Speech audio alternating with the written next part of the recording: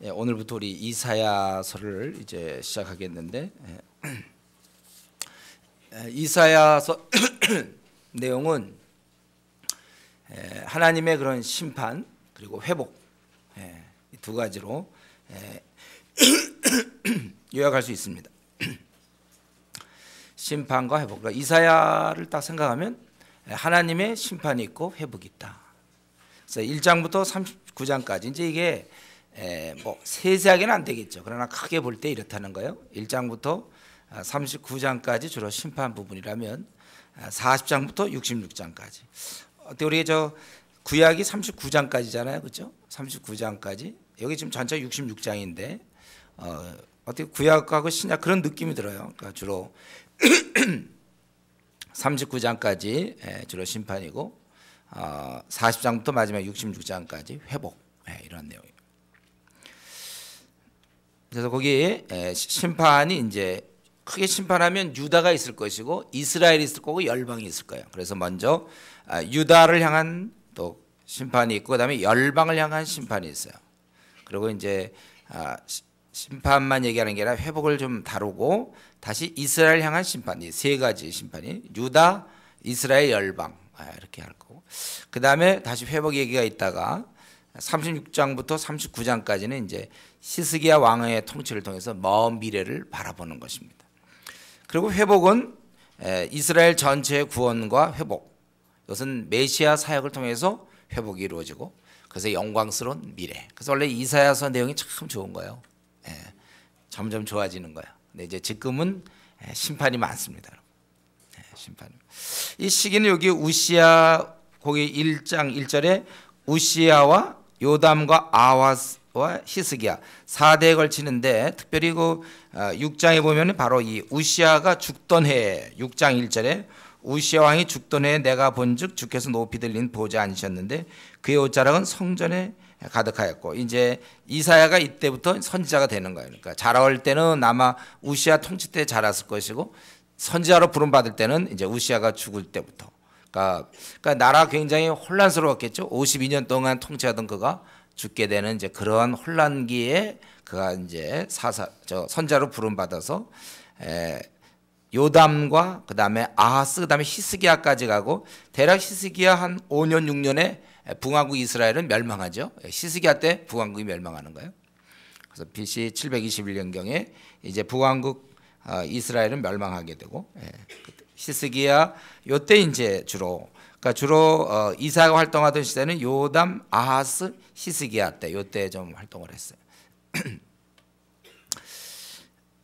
이제 여러분 기억하시겠죠? 이사야 하면은 주로 심판과 회복에 대한 것이고 심판하면 이제 우선 유다가 중심이죠.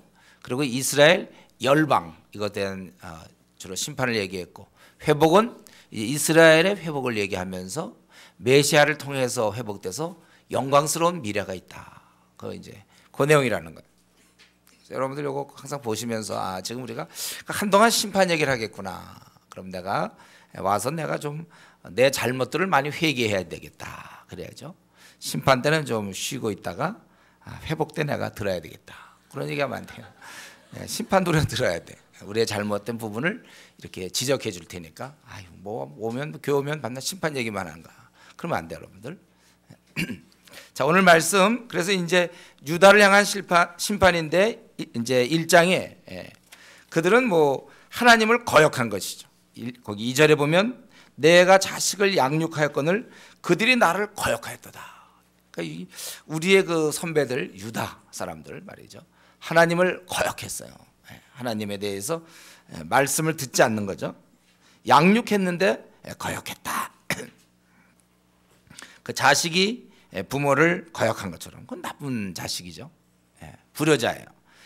우리가 하나님을 이제 유다가 그렇게 거역했다는 것입니다. 그래서 소는 임자를 알고 나귀는 그 주인의 구유를 알건만은 어떻게 이스라엘 사람들은 그러냐? 이 짐승과 비교해요. 그 당시는 이제 구약 때는 소, 나귀지만 오늘 같으면 이제 개를 다뤘어요. 개도 뭐 이제 주인은 다 알아보잖아요. 개도 주인이 혹시 그 무슨 도둑놈이라 할지라도 주인한테는 굉장히 충성하고 그런 거 구분 안 해. 뭐 주인이 무슨 뭐 공부를 많이 했다든가 박사학위라든가 잘생겼다든가 못생겼다, 돈이 있다든가 뭐 사회적으로 이런 건 하나도 구분 안 해. 예. 이 멍멍이는 그냥 항상 주위 마음은 좋다고 꼬리 흔들고 그러잖아요. 이 멍멍이 같은 것도 다 그러는데, 동물들도 그러는데 나의 백성은 알지 못한다.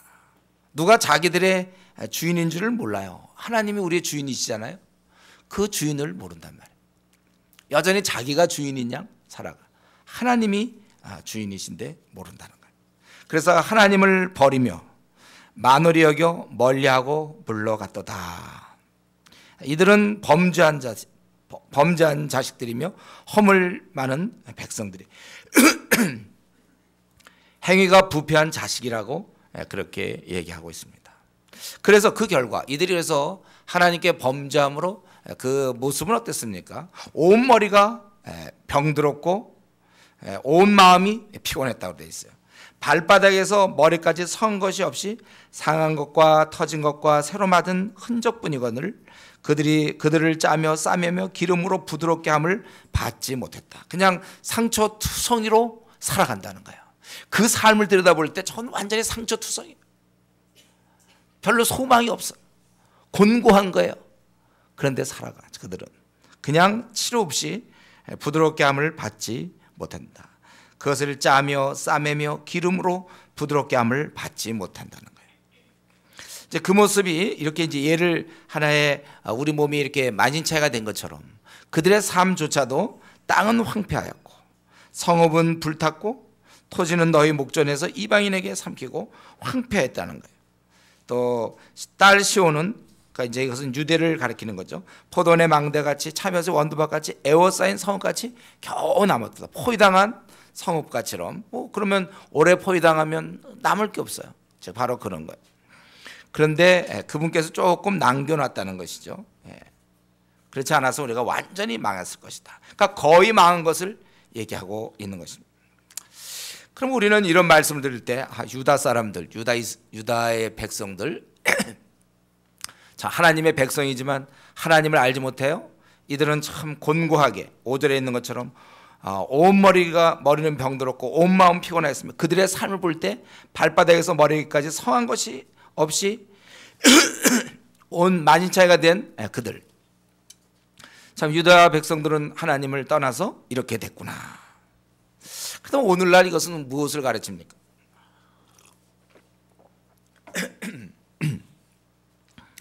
오늘날은요, 우리가 구약 때와는 다르잖아요. 하나님을 떠나도 얼마든지 잘 먹고 잘 살 수 있어요. 우리 구약 때는 잘 먹고 잘 삶이 하나님의 사인, 축복의 사인이었어요. 하나님 순종하는 자들은 그래서 대부분 부자가 되었고, 아브라함도 부자요, 이삭도 부자요, 야곱도 부자요, 에서도 부자요. 또 뭐 다 잘 되잖아요. 그렇지 않은 경우는 이제 땅이 이렇게 황폐하고 어렵게 되고 소산이 없고 이제 늘 그런 식이었어요. 지금은 어떻습니까? 지금은 하나님을 떠나도 얼마든지 잘 먹고 잘 살 수 있어요. 신앙생활 건성으로 해도 여전히 사업이 잘 될 수 있으며 여전히 취직이 잘 되고 학벌도 좋고 고등학교 때 신앙생활 안 해도 좋은 명문대학 들어갈 수 있으며 지금은 여전히 더 건강할 수 있어요. 신앙생활 안 해도요, 건성으로 해도 마음은 하나님께 떠나도 얼마든지 잘 먹고 잘 살 수 있으나, 그러나 구약 때와 마찬가지 그런 외적으로 주어지는 축복 같은 거는 거두지 않지만 이 내적인 마음의 그 피곤함, 이거는 계속되고 있다는 거예요. 거기 5절에 있는 것처럼 온 마음은 피곤했는데 여전히 우리가 실제에 있어서 하나님을 가까이 하지 않을 때, 즉 하나님 중심으로 자기 삶을 움직이지 않고 자기 중심으로 자기 삶을 움직일 때, 그럴 때 마음의 고통은 생각보다 심해요. 그럴 때 평안이 없습니다. 그러니까 자기 중심으로 돌 때는 절대 평안이 없어요. 매사에 이게 아닌데 하면서도 이제 그냥 살아가게 되는 것이죠. 만족이 없어요. 평안이 없는 것입니다. 하나님을 떠난 자는 원래 곤고한 거예요. 낙이 없어요. 낙이 없습니다. 그냥 하루하루 사는 것이며 아침에 왜 내가 눈을 떠야 되는지 그 이유가 별로 그 이유를 찾아볼 수 없는 것입니다. 참 그 하나님을 떠난 삶이 곤고한데 저는 요즘 뭐 그 연예인들 이번에도 보니까 죽을 때 보니까 뭐 성도 누구 연예인들 요즘 보니까 자살하는 사람들 뭐 다들 성도더라고요. 어떻게 해서 성도인지 모르겠는데 아마 만약 그가 성도였다도 그에겐 정말 하나님 중심이 아니었을 거예요. 그러니까 곤고하죠. 마음이 편안하지 않은 거예요. 그런데 문제는 자기가 이런 상태를 그냥 어떻게 해결을 못하는 거예요. 이걸 어떻게 좀 벗어나야 되는데 그걸 잘 못 느끼고 있어요. 내가 이 상태를 그냥 순응을 해버려요. 이 상태를 뛰쳐나가야 되는데 이걸 깨야 되는데 삶이 이게 다가 아닐 텐데 분명히 주님이 약속한 삶 보면은 수고하고 무거운 짐진 자들아 다 내게로 오라. 내가 너희를 쉬게 하리라 그랬잖아요. 마음에 평안이 있어야 되는데 자기가 지금 그게 없음에도 불구하고 그걸 뛰쳐나오지 못한다는 거예요. 오히려 어떤 사람은 그냥 자기가 이렇게 사는 게 지금 그냥 잘 살고 있다고 생각하는지 몰라요. 우리 청소년들이 그냥 탈선하면서 친구들과 막 어울리고 있지 않습니까? 탈선하고 그냥 어울려 지내면서 그 삶을 자기가 벗어나야 된다는 생각을 못해요. 그 삶에 아무런 열매도 없고 그리고 그 삶은 주님께 아무런 도움이 안 돼. 또 실제 이웃에게도 유익이 안 돼. 근데도 본인은 그 고단한 삶을 살아간다 그랬잖아요. 여기 온 마음은 피곤하였으며 아주 고단하단 말이죠. 온 머리는 병들었고 온 마음 피곤하고 발바닥에서 머리까지 성한 곳이 없이 상한 것과 터진 것과 새로 맞은 흔적이라는 거예요. 그래도 본인은 그 삶을 못 벗어나요. 마치 우리 이제 뭐 어떤 사람이 예를 들면 담배를 많이 아주 꼴초들 있잖아요. 담배 많이 피는 사람. 그런 사람 자기는 자기 몸에서 나는 담배 냄새 잘 못 맡아. 그러나 이제 담배 안 피는 사람은 딱 맡으면 담배 냄새가 심하게 나잖아요. 본인은 모르지. 본인은 자기 꼴초니까. 자기 늘 담배 냄새를 맡고 있으니까. 지금 우리가 밖에서 볼 땐 저건 정말 피곤한 삶이다. 전 참 고달픈 삶이다. 발바닥에서 머리까지 선 것이 없이 상한 것 터진 것 새로 만든 흔적뿐이거늘.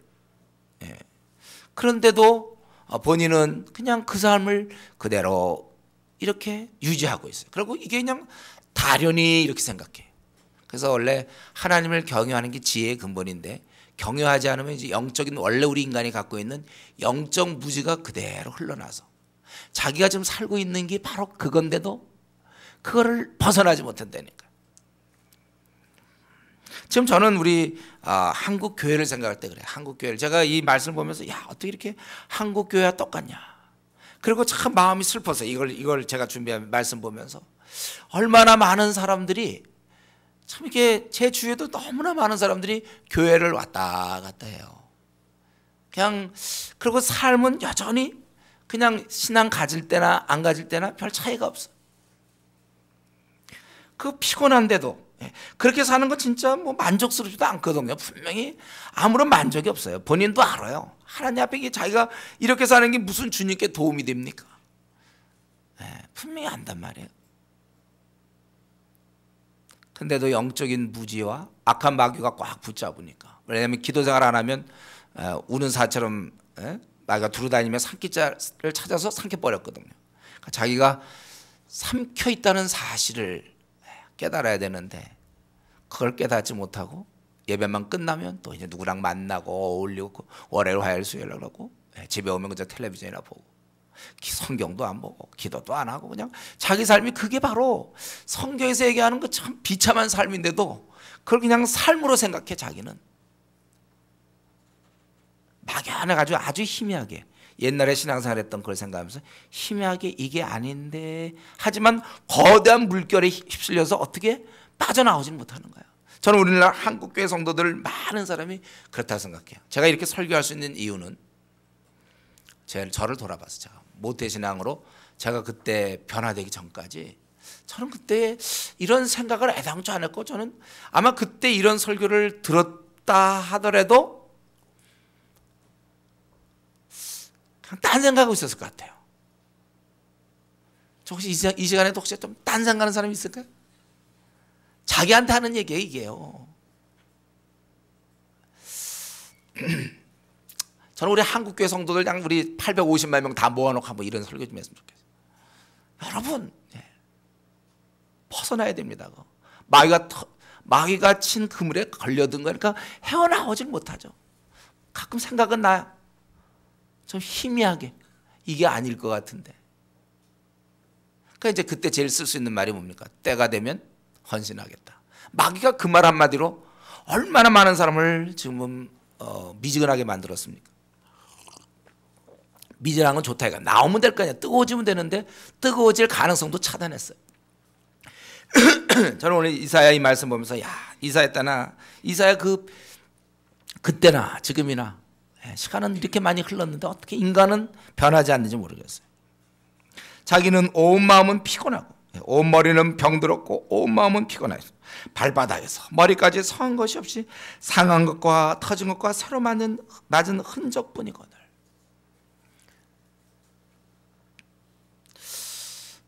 참 마음 아픈 것이죠. 오늘 우리 한국교회 성도들 중에 많은 사람이 이렇게 살고 있기 때문에 우리는 이럴 때 어떻게 해야 우리가 어떻게 해야 우리가 정말 하나님이 기뻐하는 삶을 살 수 있을지, 우리가 좀 이제 피곤하지 아니한 그 활기찬 평안의 그 삶을 살 수 있는지, 만족과 보람의 우리가 생을 유지할 수 있을까? 그래서 10절부터 우리 20절까지 이런 유다 백성을 향한 하나님의 말씀을 들을 때 우리가 거기서 우리의 해결책을 찾아야 되는데 뭐라고 그랬습니까? 10절에 너희 소돔의 관원들아 여호와의 말씀을 들을지어다. 너희 고모라 백성아 우리 하나님의 법에 귀를 기울지어다. 여호와께서 말씀하시되 너희의 무수한 재물이 내게 무엇이 유익하뇨? 나는 수장의 번제와 살찐 짐승의 기름에 배불렀고 나는 수송아저 어린 양이나 수염소의 피를 기뻐하지 아니하노라. 지금 뭡니까? 이 이스라엘 백성들은 하나님이 만든 그 제사법, 사실 그건 우리의 죄를 이제 용서하기 위한, 앞으로 예수님이 이 땅에 오실 거에 대한 예표죠. 짐승을 잡아서 대신 죽임으로 자기 문제를 해결하는 바로 그런 건데, 이들은 그냥 열심히 이것만 갖다 바치는 거예요. 하나님이 기뻐하는 줄 알고, 하나님이 하라고 그랬으니까 기뻐하는구나. 근데 뭐 하나님이 무슨 하나님이 이걸 뭐 드십니까? 그러면 이제 양고기도 드시고 하나님께서는 수송아지, 양, 또 수염소, 또 피를 좋아합니까? 피를 막 마시고 하나님이 드라큘라인가요? 피를 마시고. 하나님한테 이게 뭐가 좋아요? 내게 무슨 유익이 있냐? 무수한 재물이 내가 다 만들었는데 그거 죽이는 것이 나한테 무슨 유익이 있는 거야 사실은. 그런데 유다 백성들은 그냥 그것만 갖다 드리면 되는 줄 알고. 때때로 우리 그럴 수 있잖아요. 뭐 신앙생활 엉터리에도 꼭 11조 내는 사람들이 있어요. 주일헌금 꼭 내고, 감사헌금, 뭐 선교헌금 11조 꼬박꼬박 내. 하나님한테 무슨 유익이 있습니까? 그 돈이. 하나님 좀 원하지 가난하신가요? 돈이 필요하실까 하나님이? 그러니까 다 하나님 주신 건데요. 네가 내는 돈 그거 원래 내 거야 다. 내가 준 거 너 쓰라고. 그러니까 우리가 최소한도 그 중에 열의 하나 정도를 하나님의 나라를 위해서 드리는 거지. 사실 이거 다 하나님 건데요. 뭐. 신약에 들어오면 원래 11조가 아니라 그랬죠. 10분의 10조. 다 드리는 마음으로 살아야 돼. 그중에 우리가 본이 되고 그러기 때문에 10분의 1도 하나님 나라가 확장되기 위해서 최소한을 드리는 거지. 우리가 10에 왜 10분의 1을 드립니까? 10분의 10을 드려야지. 다 드려야 돼. 아니 돈만 드리는 게 아니라 내 에너지와 시간과 나의 관심을 다 드리는 게 정상적인 겁니다. 이런 것들 드리면서 이제 자기들의 형편없는 생활을 유지하고 있는 거예요. 조금이라도 양심에 좀 편함을 얻는 거예요. 왜냐하면 드렸기 때문에. 그러니까 사람들이 봉사 되게 좋아하죠. 막 봉사하면은 왠지 주를 위해 한 것 같으니까. 마음은 안 드리고. 너희가 내 앞에 보이러 오니 이것을 누가 너에게 요구하느냐? 내 마당만 밟을 뿐이라. 12절에. 사실 제가 대학 시절에 사실 이거 보면서 참 내가 그런 자가 아닌가 들여다봤어요. 내 마당만 밟을 뿐 아니. 헛된 재물을 다시 가져오지 말라. 분양은 내가 가증히 여기는 바에 월삭과 안식일 대회로 이때마다 늘 모였거든요. 이거 다 그러하니 성회와 아울러 악을 행하는 것을 내가 견디지 못하겠노라.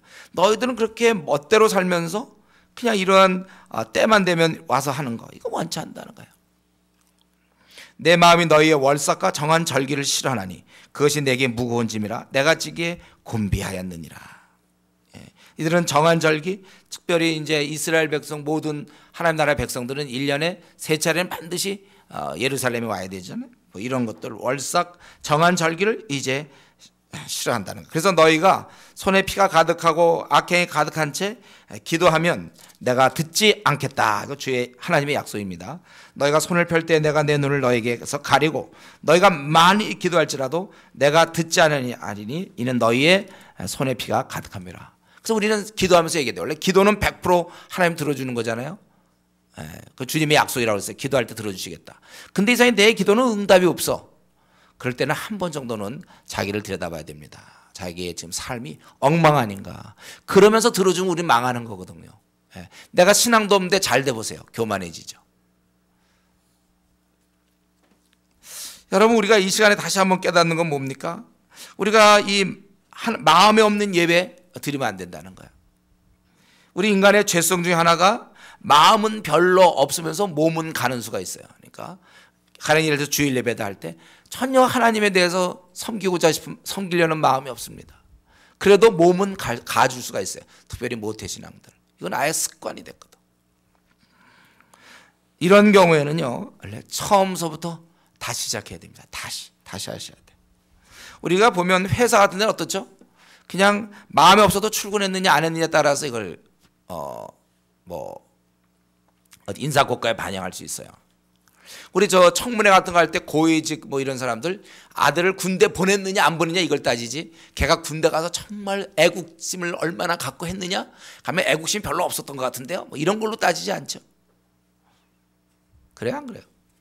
그런 걸 안 따지는 거야. 그냥 군대를 보냈느냐 아들을 안 보냈냐지, 걔가 과연 군대 가서 정말 나라를 생각하는 마음으로 정말 걔가 군 생활을 했습니까? 그런데 왜 휴가를 그렇게 원했죠? 뭐 이런 거 안 따지는 거예요. 예.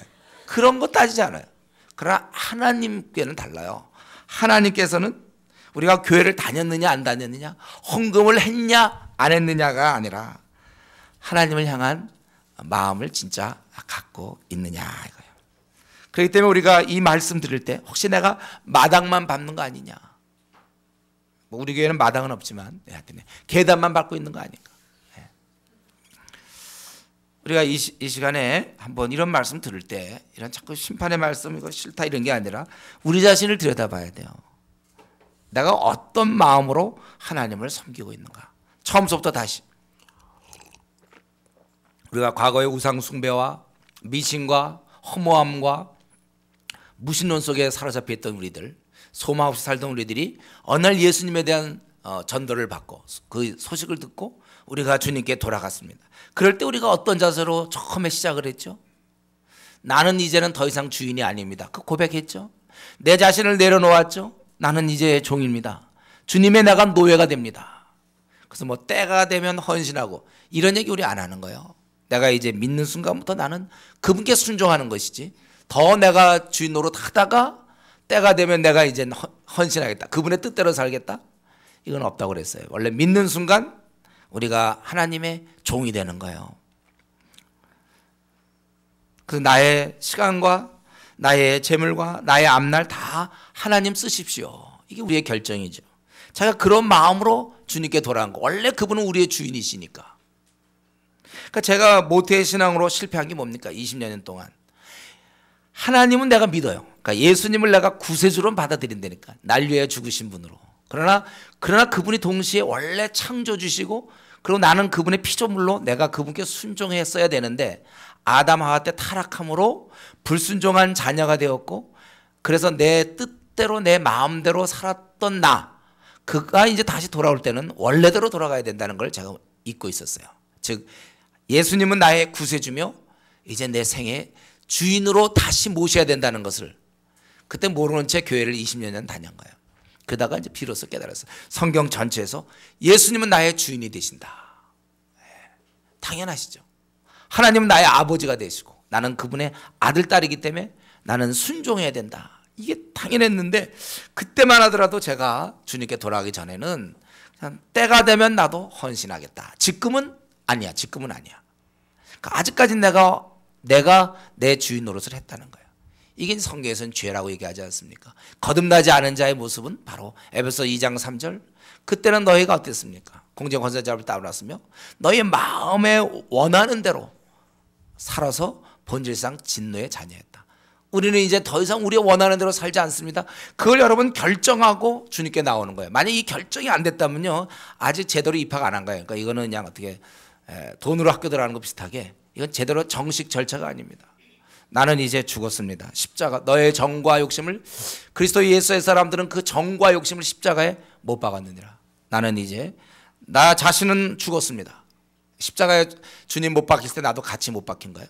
나는 죽었습니다. 이제 내 시간을 쓰십시오, 주님. 내 앞날을 쓰시고 내 재물과 내 에너지를 하나님 다 사용해 주십시오.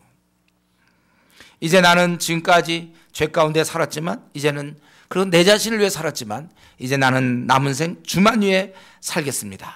이거 확실하게 고백할 수 있어야 돼. 그래서 내가 주를 위해 살기 위해서 나는 때때로 뭐 교수도 될 수 있고 사업가도 될 수 있고 의사도 되고 변호사도 되고, 그래서 고시 공부하고 고시 되는 것이지, 내가 어떻게 잘 먹고 잘 살려고 하는 거 아니에요. 때로 선교사도 될 수 있고 목사 될 수 있고 뭐 공무원도 될 수 있고, 그건 전혀 관계없어요. 그러나 중요한 건, 나는 지금 내가 공부를 한다면 공부하는 목적이 무엇이며, 내가 직장 다닌다면 직장 다니는 목적이 뭐냔 말이에요. 주를 위해서, 주만을 높이기 위해서, 주의 나라 확장을 위해서. 추수할 곡식은 휘어져 있지만 일꾼이 없다고 그랬기 때문에 일꾼이 되기 위해서 내가 사는 거예요. 이거 확실하게 얘기해야 돼. 나는 세상에 붙은 욕심과 명예와 안일함을 다 십자가에 못 박았습니다.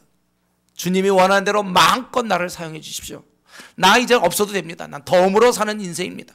허물과 죄로 죽었던 너희를 살리셨도다. 나는 덤입니다.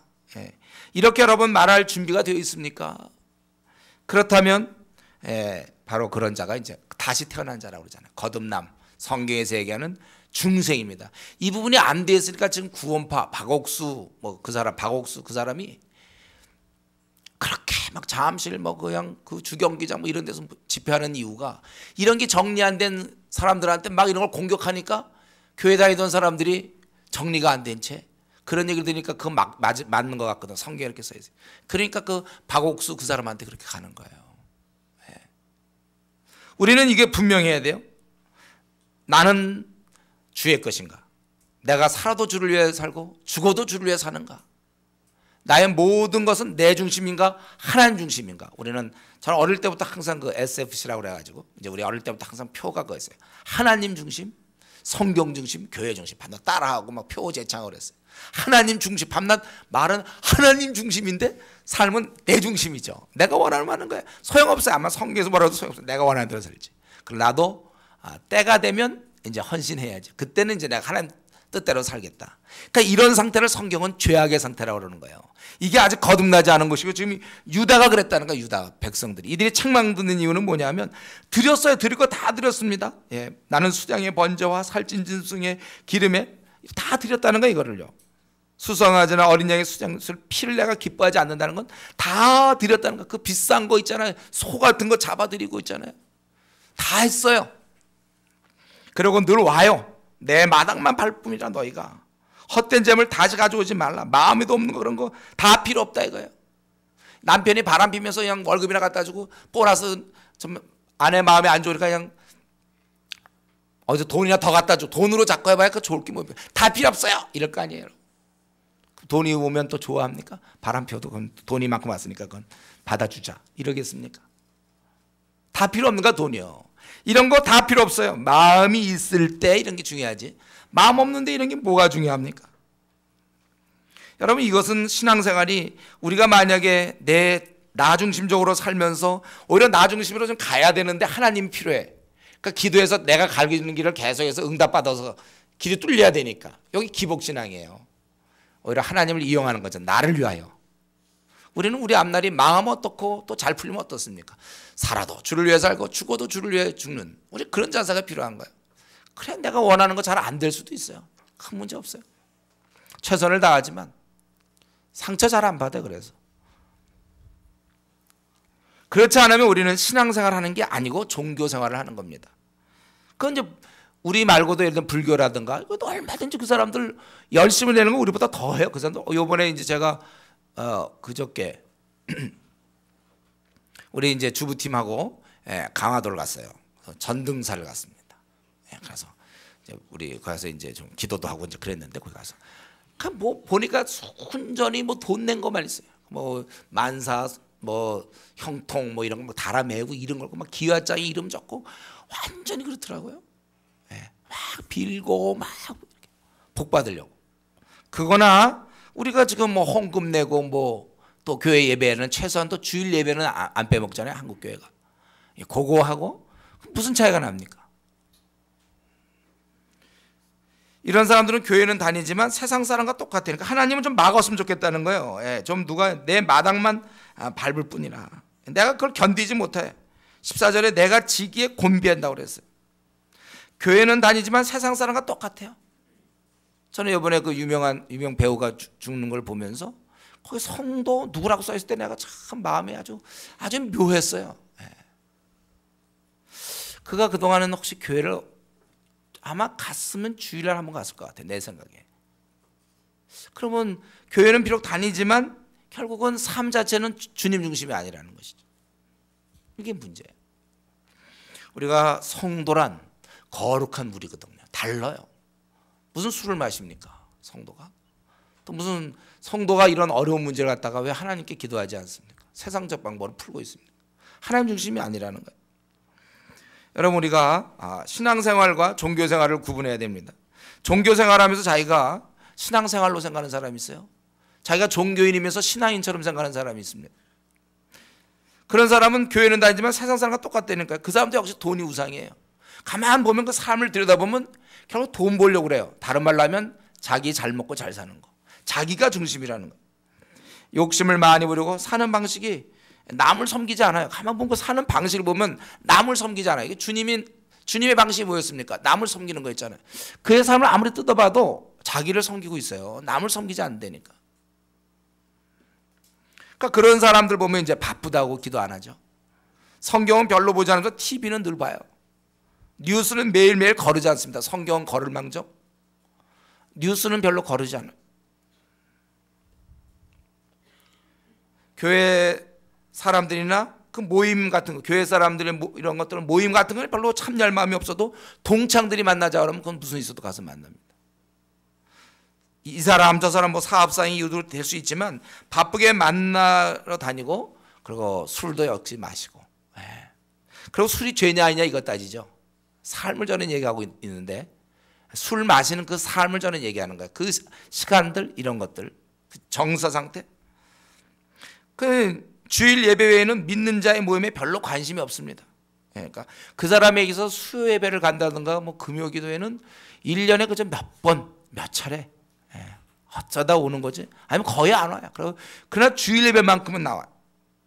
이제 이런 사람들이 이러면서도 꼭 비전적인 꼭 합니다. 자기가 이렇게 바쁜 이유는 무엇을 주를 위해서 무슨 비전을 갖고 있기 때문에, 이런 식으로 얘기한단 말이에요. 여러분, 이런 사람을 지금 오늘 본문에서 볼 때 그걸 하나님이 기뻐하지 않는다는 거예요. 그런 사람이 과연 중생을 경험한 사람인가? 왜냐하면 육신에 속한 자는 유괴를, 성령, 영에 속한 자는 영예를 좋아한다고 생각한다고 그랬어요. 그래서 그의 머릿속에는 항상 그가 진짜 거듭난 사람이고 하나님 나라 백성이면 하나님 나라를 생각해요. 그가 땅의 나라의 백성이면 땅을 생각하거든, 먹고 사는 일. 그러나 하나님 나라의 백성은 하나님을 생각하는, 하나님 나라. 어떻게 하면 하나님 나라를 확장시킬 수 있을까? 어떻게 하면 내가 거룩할 수 있을까? 어떻게 하면 내가 성경을 좀 지금 내 나이만큼이라든가, 아니면 내가 어떻게 성경을 더 많이 읽을 수 있을까? 좀 기도 시간을 내가 1시간 하는데 어떻게 좀 더 늘릴 수 있을까? 영혼을 더 구원할 수 있을까? 우리 한국교회 교인들이 줄어가는데 어떻게 하면 늘릴 수 있을까? 성도들이 이렇게 세상과 타협하는데 어떻게 초대교회로 돌아갈 수 있을까? 야, 전 세계 95%에 죽어 있는 영혼들을 어떻게 복음을 전할 수 있을까? 늘 이런 생각을 하고 있어야 된단 말이죠. 우리가 만약에 제가 들었던 별로 좋지 않은 예, 그러니까 바쁘다고 기도도 안 하고 성경 보는 것보다는 일주일 통계를 볼 때 성경 읽는 시간보다는 텔레비전 보는 시간이 더 많은 사람들, 이건 참 중생했다고 얘기하기는 참 곤란한 사람들이에요. 아니면 했어도 그는 지금 신앙생활을 잘 못하고 있는 거예요. 교회 사람들 모임 같은 걸 원래 모이기를 패하는 자들의 습관과 같이 하지 말고, 너희는 정말 그날이 가까운 벌써 더 그래야 잘했어요. 더 열심히 사랑과 선행을 격려해야 되고, 어떻게 하면 이렇게 우리나라 신앙에 자유가 있어서 이렇게 마음 놓고 예배드리고 정말 주일날도 예배드리니까 어떻게 하든지 좀 가능하면 교회를 떠나지 않으려고 그러고, 또 수예배도 또 드릴 수 있으면 기회만 되면 어떻게 드려보려고 애를 쓰고, 좀 막 기도 같은 것도 좀 나도 1시간씩 우리 금요일마다 와서 1시간 반씩 기도하는데, 야 나도 좀 참여해서 기도도 해야 하고, 애당초 생각 안 해. 그리고 그냥 뭐 드라마 있으면 드라마 같은 거 보고 그런 걸 통해서 자기가 좋아하고, 자기 거룩하질 않아요. 우리는 거룩에 이르러야 되는데 거룩하질 않아. 과연 그런 사람을 우리가 중생한 자라고 얘기할 수 있겠는가? 이제 우리 하나님께서는 그 마음에 이어서 행실을 고칠 것을 얘기하고 있습니다. 16절부터 보니까 행실을 고쳐라. 너희는 스스로 씻으며.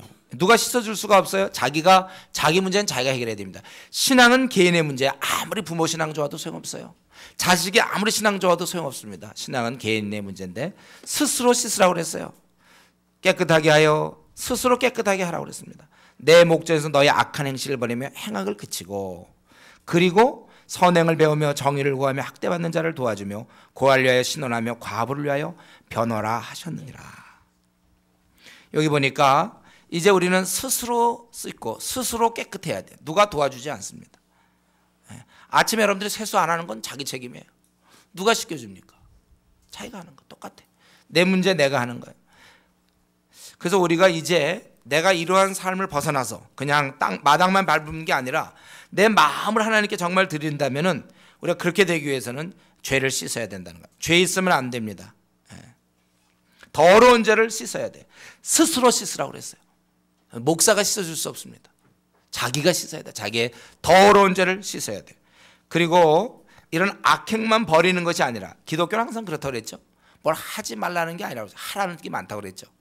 악행만 버리는 것이 아니라 선행을 해야 된다는 거예요. 그래서 이 악행을 버리는 것이 회개가 아니라 다른 사람과 관계에서 이제부터 선행을 해야만 그게 완벽한 회개예요. 진짜 회개는 자기 악행을 버릴 뿐만 아니라 선행을 해야 된다는 거예요. 왜냐하면 이 악행이라는 건 뭡니까? 자기만을 위해 살았던 거잖아요. 그동안 자기 중심적으로 다른 사람이 피해를 주며 자기 중심적으로 살던 거, 그것이 잘못된 것이라고 깨달았다면 이제는 남을 위해 살아야 된단 말이에요. 그러니까 우리 지금 좀 말씀 복잡하지만 한마디로 한다면, 원래 우리의 정상적인 삶, 하나님의 자녀의 삶은 남을 위해 사는 거예요. 근데 우리가 잘못됐을 때는 남을 위해 살기는커녕 자기를 위해 살아서 악행을 저질렀단 말이에요. 그러니까 진정한 회개는 이 악행을 제거하는 대로만 끝나면 안 되고, 다시 원래대로 돌아서 선행을 행하는, 우린 빛의 자녀처럼 우리가 선을 행하면서 살아가는 것입니다. 하나님이 기쁘시게 할 것이 무엇인가? 우린 그 일을 하면서 하는 거예요. 그래서 우리가 만약에 이제 저 사람이 예수를 믿었다, 이제 제대로 믿으려고 한다. 그런데 그 사람이 남을 위해 살지 않는다면 그것은 제대로 된 우리가 회개라고 인정해 줄 수 없는 것입니다. 회개가 애당초 자기 욕심, 자기 원대로 살아가는 것에 대한 돌이킴이기 때문에, 진정으로 회개했다면 이제는 이웃을 돌보며 이웃의 유익을 구하는 것은 아주 당연하다는 것입니다. 그래서 크리스찬이라고 하면서도 이웃에 대해서 불의를 행하고 어려운 자를 도와주지 않는다면 그것은 그 신앙이 허위라는 것입니다. 주님을 닮으면 닮을수록 점점 우리는 자기에 대한 관심이 줄어들게 돼요. 그렇죠? 자기에 대한 관심이 줄어들어요. 그리고 이상하게 그 관심 줄어든 만큼 이웃에 대해서 관심이 생기며 여러 사람에게 열어모아야 되고, 그 영혼이 만약에 주님을 모른다면 어떻게든지 구원을 시킬 것이요, 또 그 사람이 당한 처지와 어려움이 있다면 도우려고 애를 쓰게 된다는 거예요. 그래서 돌보다 나중에는 주님처럼 때로는 마지막 순간 목숨까지 줄 수도 있는 거예요. 그거 아닙니까? 그래서 신앙생활하면서 밤낮 나와 내 가족, 거기를 못 벗어난다면, 그래서 주위 사람에 대해서 시간과 물질과 에너지에 이런 희생이 없고 돌봄이 없다면 그것은 이제 심각한 신앙의 문제가 있다는 것입니다. 여러분, 우리가 돌봄과 이 구제가 없는 사람이 되어서는 안 돼요. 목사님, 저는 좀 용돈 받는데요. 그럼 용돈 작은 돈이라도 그 작은 중이라도 구제는 있어야 되는 거예요. 우리가 항상 구제하고, 어쨌든 우리 마음가짐이 항상 다른 사람의 유익이는 뭐 없을까? 로마서 있는 것처럼 다른 사람이 사랑은 이웃에게 악을 끼치지 않는다고 그랬어요. 그건 뭐예요? 이웃의 유익을 준다는 거예요. 그러니까 도대체 내 주위 사람이 나 때문에 무슨 유익을 받고 있습니까? 꼭 돈이 내가 없어도 하여튼 말이든지 뭐든지 내 주위 사람이 무슨 유익을 받고 있어야 돼요. 어떤 유익을 받고 있는지. 주님께 나아갈수록 원래 이웃에게도 나아가는 것입니다. 그래서 선행을 하게 되는 거예요. 그리고 그런 자들 이제 와서 하나님께 와서 용서를 받아야 되는 것입니다. 여기 보면 여호와께서 말씀하실 때 오라 우리가 서로 변론하자.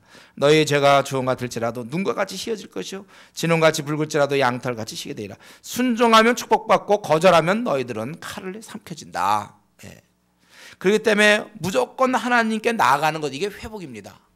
여러분, 자기가 좀 이렇게 이게 아닌데 내가 이렇게 살다가 만약 오늘 제가 늘 얘기했죠. 내 신앙을 점검하는 제일 좋은 기준이 뭐라고 그랬습니까? 오늘 주님 오셔도 환영합니다. 저는 됐습니다. 맞아요. 주님 오시면 참 좋겠습니다. 그렇게 얘기할 정도로 내가 지금 생을 살고 있는지, 아니면 지금 주님 오시면 안 됩니다. 그거 기준이에요. 그래서 여러분, 만약에 지금 주님 오시면 안 됩니다는 건 지금 분명히 자기가 지금 잘못 살고 있다는 고백이거든요. 왜 오면 안 됩니까? 오셔야죠. 근데도 오면 안 된다고 얘기하는 사람 지금 뭔가 문제가 있는 거예요. 그걸 본인은 또 한편으로 알고 있어요. 그런 자는 무조건 주님께 나가야 됩니다. 이 말을 다른 말로 하면 무슨 말이에요? 퇴근 후에 자기 방에 들어가라는 거예요. 1시간이고 하나님과 불 다 꺼놓고 좀, 여러분 퇴근하고 나서 자기 방에 들어가서 좀 텔레비전 그만 보고 텔레비전 끄고 자기 방에 들어가서 1시간 쉬고 기도하라는 거야. 하나님과 좀 독대하라는 거야. 나와 변론하자. 오라 우리가 서로 변론하자. 여호와께서 말씀하셨다. 야, 이 답답한 인생들아 와라 그거예요. 자꾸 이렇게 와라 그러면 이렇게 교훈 거 그게 아니고 여러분이 하나님께 나가는 거예요. 이 말은 퇴근 후에 1시간만큼은 꼭 제가 해왔던 방법이에요. 이전에 1시간만큼은 집에 들어가서 자기 방에 있으면 참 좋고, 그 없으니까 교회에 가든지. 그래서 1시간 조용히 하나님께 꼭 막 기도 안 해도 좋은데 하나님 앞에 생각하세요. 내가 이렇게 사는 건 맞습니까? 내가 도대체 무엇 때문에 내가 이렇게 살고 고단한 삶을 왜 살고 있습니까? 내가 지금 어느 방향을 향해, 자기가 지금 어느 방향을 가고 있는지를 봐야 돼요. 그래야 이 목표를 수정할 거 아닙니까? 이 말은 우리로 하여금 1시간씩 집에 방에 들어가서 골방에서 기도하라는 것이고, 또 다른 말은 여러분이 교회에 나와서 1시간씩 기도하라는 거예요. 만약에 그게 어려우면 기도 생활 1시간씩이라도 꾸준히 하라는 겁니다. 제가 보기에는 기도 1시간 정도 하면은, 글쎄요, 제가 그렇게 아까 얘기한 기도 1시간 정도 하는데도 불구하고 여전히 세상적으로 이렇게 사는 사람 잘 못 봤어요. 제가 아주 그 세상적으로 사는 사람을 봤는데, 보면 콰이트하면 꼭 해요. 그 시심이든지 뭐 갖고 잠깐 해요. 잠깐 한 10분 정도 하고, 그 면피용이거든요. 그거 했기 때문에 자기는 오늘 하루 이제 기도 생활 안 해도 돼요. 그냥 성경 같은 거 잘 안 받다고 그냥 텔레비전 보고 친구들과 어울리고 또 술도 마시고, 거의 잠깐 그냥 면피용으로, 최소한도. 근데 그게 지금 몇십 년째 계속되는 거예요.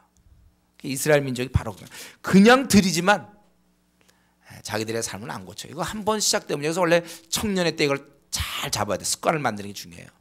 그냥 갑니다. 보통 청년 때 이거 놓치면요 그냥 가는 거예요. 나중에 이제 힘들 때, 사업에 뭐 부도가 난다든가, 이제 아주 몸에 어떤 힘이 아주 그럴 때 이제 그때 다시 바라보고, 그때 이제 남은 생 주님 위해 살려고 해도 뭐 준비된 게 없잖아요. 그리고 생을 거의 다 보내서, 그러니까 이제 아랫사람들을 보고 청년들한테 야, 너희들이 이때 정신 차려라. 그래봐야 소용없다니까요. 하나님 말씀에도 정신 안 차리는 사람이 그 사람 말 듣고 정신 차리겠습니까? 또 놀고 또 계속 순환. 그러면서 정말 일꾼이 부족한 거죠. 주를 위해서. 참 바울 같은 사람은 누굽니까? 그 사람 머릿속에 바울은 본이 아니에요. 그거는 다른 외계인이에요. 바울은 자기는 바울처럼 안 살아요. 자기가 그냥 성경 구절은 인용할 수 있죠. 누구한테 편지 보낸다든가 할 때는 이제 그런 좋은 구절, 뭐 그의 뭐 남은 거 나를 내 몸에 채우노라, 뭐 이런 것들, 뭐 이런 거 같은 거 이제 써놓고 자기가 뭘 채우긴 뭘 채워 이제 하는 거죠. 하나님께 용서를 구해야 됩니다. 여러분, 제가 늘 얘기하죠. 최소한도 이 말세 중에 소돔과 고모라보다 더 타락한 시대 여러분들이 어떻게 1시간 정도도 하나님 앞에 앉아 있지 않으면서 어떻게 신앙생활 한다고 그럽니까? 참 대단한 용기라고 그랬어요. 그건 안 되는 일을 하고 있어요.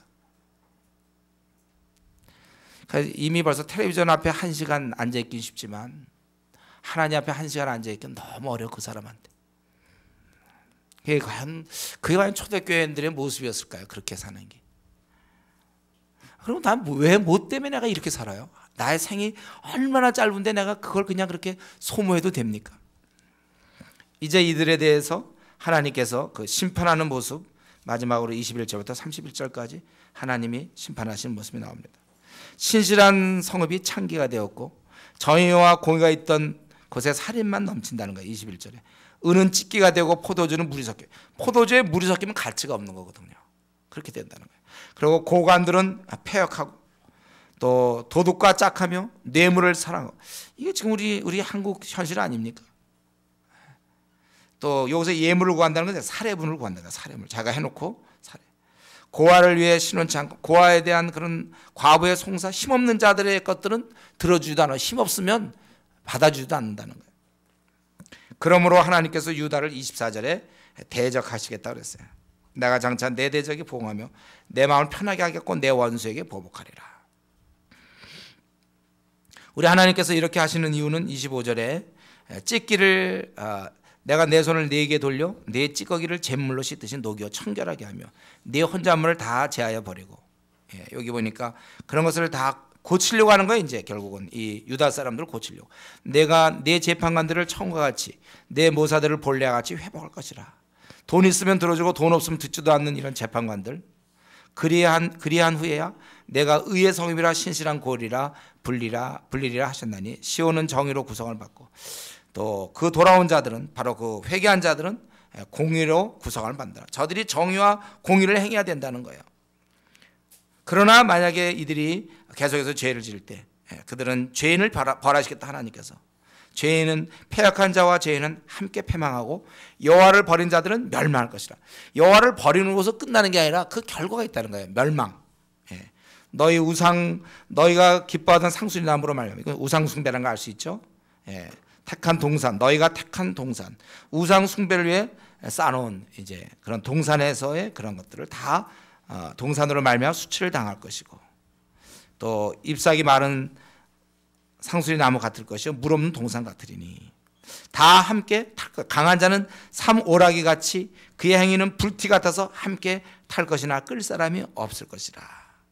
쉽게 타는 그러한 풀처럼 또 그 행위는 불티 같아서 그 행위가 그를 태운다 그것입니다. 지금 이 오늘 본문을 보면 뭡니까? 하나님께서 우리에게 지금 회개를 권유하시죠.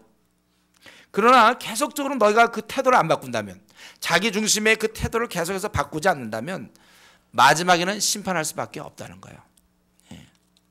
지속적으로 말씀하시고 또 하시고 또 말씀하는 거 회개하라. 수없이 반복하고 그들의 죄를 지적하고 너희가 돌아올 것을 강권하신다는 거예요. 이렇게 해서라도 우리가 잘 되기를 원하시는 거죠. 하나님께서 기회를 주시는 거예요. 이럴 때 지혜로운 자는 그동안 엉망으로 살았어도 오늘 이 시간 돌아오면 되는 거예요. 남은 생 건지는 거예요. 그럼요. 40년 건질 수 있어요. 30년 건집니다. 20년 건져. 또 때가 되면 내가 헌신하겠지. 그러면 그때까지는요, 여러분 생은 다 무의미하게 보내는 거. 하나님을 대항하면서 사는 겁니다. 남이 모르는 은밀한 죄가 여러분 있습니까? 빨리 끊으세요. 하나님 다 보고 계시는데 왜 그렇습니까? 빨리 끊으세요. 나쁜 줄 알면서도 이 고치지 않는 습관들, 그 달콤함 때문에 그거 끊어버리란 말이에요. 그럼 될 거 아니에요? 왜 그걸 못하죠? 더러운 죄, 하나님 앞에서 떳떳지 못한 행실들, 여기 뭐라 했습니까? 너희는 스스로, 16절에 스스로 씻으며 스스로 깨끗하게 해야지. 하나님 앞에서 스스로 해야지. 왜 매 맞고 하려고 그러냐 이거예요. 그분께서 심판하기 전에 스스로 하십시오. 심판하실 때는 이미 늦는 거죠. 후에도 돌아갈 기회를 다 놓친 상태가 되는 것입니다. 심판 당하기 전에 주님께 우리가 돌아가야 됩니다. 그분이 왜냐하면 한다면 하는 분이에요. 우리 어떠세요? 난 한다면 해. 그렇지만 뭐 하긴 뭘 합니까? 하나님은 한다면 하시는 분이에요. 그러니까 이렇게 엄중한 경고를 내는 것은 그 엄중한 심판이 있기 때문에 너희들 그러지 말라. 왜? 이 강도가 세다는 얘기는 그만큼 심판이 크다는 거예요. 너무나 비참하니까 야 너희들 제발 그거 안 된다 그거예요. 오늘도 이 말씀 들으면서도 여전히 자기의 죄를 끊지 않고 하나님의 이러한 경고를 만홀히 여긴다면, 그리고 지금처럼 계속 버틴다면 여러분, 그래서 오늘 본문에 있는 것처럼 파멸입니다. 망하는 길이에요. 망하는 길을 왜 조금만 더 가야 되겠다. 왜 그러시죠? 빨리 돌아오셔야죠. 여기 지금 낭떠러져 있으면 내가 어느 정도까지는 괜찮게 하고 조금 더 갈 이유가 뭐 있습니까? 빨리 내가 길을 돌이켜야 되는 것이죠. 여러분, 이 경고를 좀 심각하게 들어야 돼요. 그래서 하나님 보시기에 죄를 다 떨어내 버리십시오. 심각하게. 아직 기회가 있어요. 무엇 때문에 우리가 매맞고 멸망당하려고 하는 것입니까? 우리 버티면 안 됩니다. 그 얄팍한 자존심과 자기의 그 오기, 뭔가 그 내면을 잘 모르지만 하나님을 대항하는 뭐 그 어떤 이상한 힘이 있어요. 그 힘을 믿고 살아서는 안 돼요. 동시에 우리는 이 심판을 들을 때 내가 고쳐야 될 뿐만 아니라 하나님의 사랑도 함께 깨달아야 돼요. 우리가 이것은 하나님께서 이렇게 막 심판을 하고 너희가 망할 것이라고 막 얘기하는 것은 그러니까 매맞지 말고 피하라는 것이지 우리에게 지금 고통을 주며 자기의 무소불위의 권력을 휘두르겠다는 뜻이 아닙니다. 우리 같이 힘없는 자를 상대로 지금 뭐 협박을 하는 이유가 무엇입니까? 그거 아니에요. 오히려 우리가 앞으로 당할 일이 너무나 비참하기 때문에 우리가 멸망하지 않게 울지 않도록 미리 사전에 조심하라고 알려주는 것입니다. 그렇기 때문에 이런 엄중한 말씀 오늘 여러분이 듣게 되었는데 이 죄를 당하면 멸망당하는 이 엄중한 말씀을 계속 들을 때 한 가지, 아직도 하나님이 나를 포기하고 있지 않구나. 그걸 우리가 깨달아야 돼요. 여러분, 완전히 이렇게 이미 안 된 사람은 그냥 아예 얘기도 안 해. 이제 학교에서도 그렇지 않습니까? 선생님도 있잖아요. 막 하다가 우리 때 나 고등학교 때 그랬는데 늘 조는 애가 있어요. 여러 번 이제 깨워봤는데 밤낮 조니까 이제 깨우지도 않던 선생님. 모르고 어떤 한번 또 깨우다가 걔가 고개 드니까 아 너구나 그러더니 계속 자라고 그러더라고. 늘 자는 애니까. 여러분, 우리 이런 말씀 여러분께 듣게 되는 것은 사실은 하나님이 아직도 나를 포기하고 있지 않다는 사랑의 감정도 느끼셔야 됩니다. 아마 하나님께서 나를 포기하셨다면 오늘 이 자리에 여러분이 오지도 않았을 거예요. 우리가 하나님 앞에서는 사람들 앞에 내가 뭘 잘못했으면 좀 약간 멈칫멈칫 주저되지만 하나님 앞에서는 그럴 필요가 없어요. 그분은 누구라도 와서 나와 함께 얘기하자, 변론하자, 누구라도 받아주시는 분이에요. 그렇기 때문에 우리가 책망을 들을 때 감사한 마음을 가져야 돼요. 오히려 죄를 짓고 있는 나에게 오히려 죄를 짓고서 위로의 말씀을 기대해요. 요즘 한국 교회가 자기 생활은 엉망이면서도 교회 가서 꼭 위로받으려고 그래요. 위로의 말씀 되게 좋아요. 그래서 사람이 늘어요. 그런 교회는, 대형 교회들. 오히려 죄 짓고 있는 나에게 지금 위로의 말씀이 마땅합니까, 여러분? 책망의 말씀이 마땅한 거예요. 꾸중의 말씀이 사실은 나를 살리는 길이 된다는 거예요. 아직까지 나를 포기하지 않고 기다리시는 그 하나님 아버지의 사랑을 알고 우리가 어서 빨리 그분께 돌아가야 되는 것입니다. 한 가지만 더 말씀드리고 오늘 말씀 마치겠는데요. 우리 믿는 자에게, 내가 지금 바르게 사는 사람들에게는, 그러니까 이사야와 같은 이러한 삶을 사는 사람들에게는 오늘의 이 말씀은 소망의 말씀입니다. 세상은 온갖 불의와 어두운 부패로 가득했는데 이게 우리 때만이 아니라 거의 2800년 전, 700년 그 전에부터도 그랬다는 거예요. 그때 똑같았다. 악인이 불의한 자가 때때로 우리에게 고통을 줄 수 있어요. 우리를 힘들게 할 수 있습니다. 그러나 주께서 그들을 심판한다는 사실을 우리는 기억해야 돼요. 사실 이 땅을 살아가면서 무슨 소망이 있습니까? 저는 이 땅에 정말 너무 소망이 없어요. 이 땅은 선과 악의 싸움에서 보면 항상 악인이 이기는 것 같아요. 정치하는 거 돌아가는 거 볼 때도 보면 항상 좋은 법안이 있어도 그게 안 되더라고요. 사회를 볼 때, 아니 여러분 직장에서 이런 아주 구조학을 볼 때 낙심될지 몰라요. 그러나 오늘 우리가 생각하는 건 뭡니까? 하나님이 계시다. 최후의 심판자이신 하나님이 계시다는 거예요.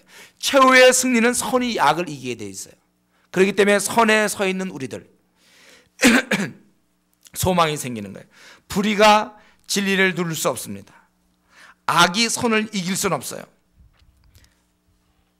지금 우리 이 땅을 들여다보더라도 어떻게 기독교는 아시아에 우리 지금 2억인데 어째서 불교 신자는 4억이며 힌두교는 8억이고 모슬렘은 지금 전 세계적으로 12억 13억이냐. 이렇게 우상을 숭배하고 잘못된 데도 불구하고 그들이 더 힘이 있고 우리 한국 교회를 들여다볼 때 점점 믿는 자들은 세상과 타협해서 정말 마당만 밟고 있는 사람이 얼마나 많습니까? 여러분, 우리는 마당만 밟는 사람 아니라고 자신 있게 얘기할 수 있습니까? 정말 이단이 너무 우리나라에 늘어나고 있고 앞으로 10년 뒤에는 어쩌면 이제 기독교인과 비슷할지도 몰라요. 이렇게 줄어들기 시작하면 우상 숭배가 가득한데, 그런데도 일꾼 될 사람들이 딴청하고 있고 자기 문제에 빠져 있고, 이 땅은 온통 거짓과 미움, 순전히 거짓된. 요번에 제가 들었는데 65세 이상인가요? 얼마 지하철 무료로 하는 거 있잖아요. 요즘 옛날에 그냥 보고 이렇게 달라고 그러면 이제 표 주고 그랬잖아요. 그 지하철 역무원이 얼굴 보고 머리 좀 보고서 주고, 어떤 사람 머리 아니면 이제 뭐 보자고 그러고 이제 그래요. 근데 이번에는 이제 주민등록증으로 있잖아요. 찍어가서 이제 표를 얻게 돼 있어요, 지금은. 그러고 나니까 무려 36%가 줄었대요. 공짜표 어떤 사람이, 그러니까 그렇게 많았까 10명이면 3.6명이 공짜표 그동안 얻어갖고 탔어요. 그러니까 나이도 그 나이가 65세 이상인가? 잘 몰라. 그 나이가 아닌데 이제 머리가 희다 이거죠. 그럼 가서 공짜. 아주 거짓된데, 거짓됨이 어찌 그 지하철뿐이겠습니까? 그런 사람들이 살고 있고 그 사람 밑에서 배웠고, 세상은 다 거짓말하면서 배우는 거예요. 이 거짓과 우리 진리의 일꾼들이 볼 때는 너무나 힘들어. 이런 거 사랑을 해야 되는데 완전히 미움, 부패와 뇌물, 또 온갖 음란이 판치는, 지금 사실은 이 시대는 음란이 판친다고 얘기하면 안 돼요. 음란한 삶이에요. 그냥 이 삶 자체가 몽땅 다 그냥 음란에 포위되어 있고 우리의 삶 자체가 음란입니다. 인터넷 같은 데 보면 그냥 음란, 그냥 연결 다 되는 거예요. 쉽게. 그런 게 어떻게 공공연하게 나와 있어요. 음란한, 여러분, 우리 이제 조금 음란해지려는 게 아니고 우리 이미 삶 속 깊숙이 무슨 어떤 광고를 봐도 무엇을 하든지 신문 매체 비디오 무슨 인터넷 광고지 전단 하여튼 뭐든지 다 음란과 깊이 연결돼 있어요. 삶 자체가, 드라마가 순전히 음란을 조장하고 있어요. 다 마찬가지. 도대체 이게 끝이 어딘가? 이 부조리와 모순의 세상. 그런데도 우리는 진리의 역군들, 그래도 한 영혼도 구원해 보며, 한 영혼도 바르게 살게 하려고 애를 쓰는 우리들. 우리가 이럴 때 이 부조리와 모순의 세상에서 별로 소망이 보이지 않고 오히려 절망스럽게까지 하지만, 우리 그리스도인들은 최후의 승리를 믿을 수 있습니다. 왜냐하면 하나님 온 우주를 심판하실 그분은 여전히 선한 편이거든요.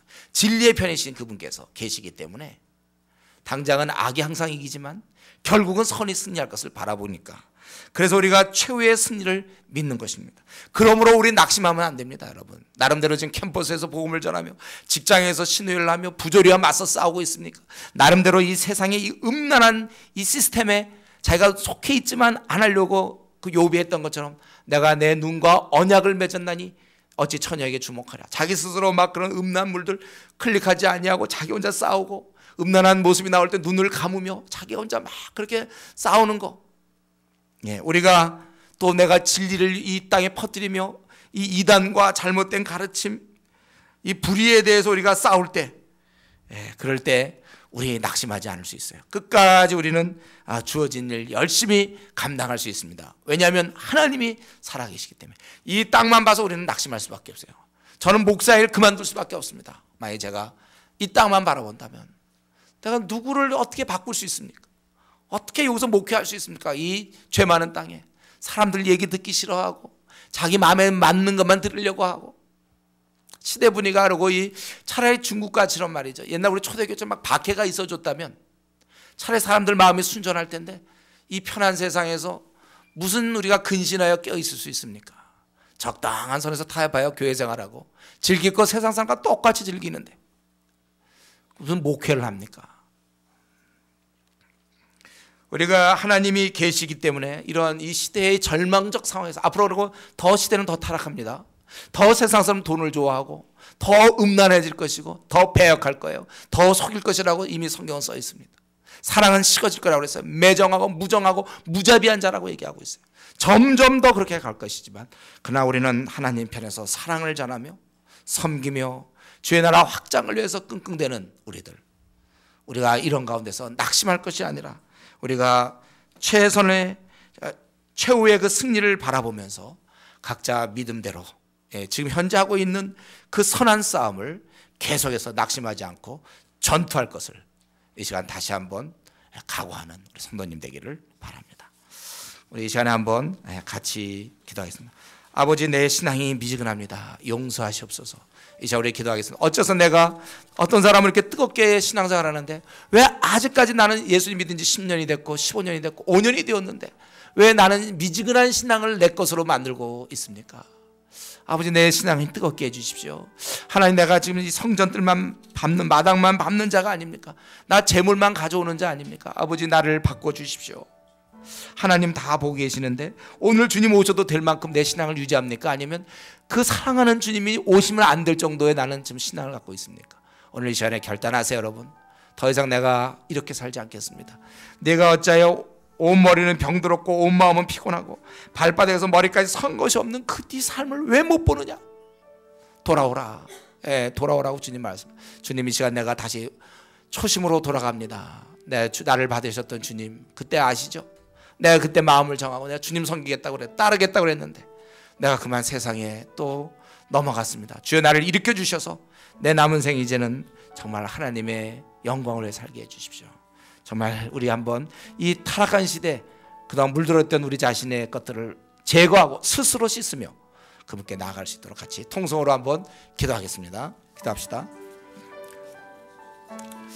아버지 하나님이시여, 정말 이 시대가 이렇게 타락하고 음란하고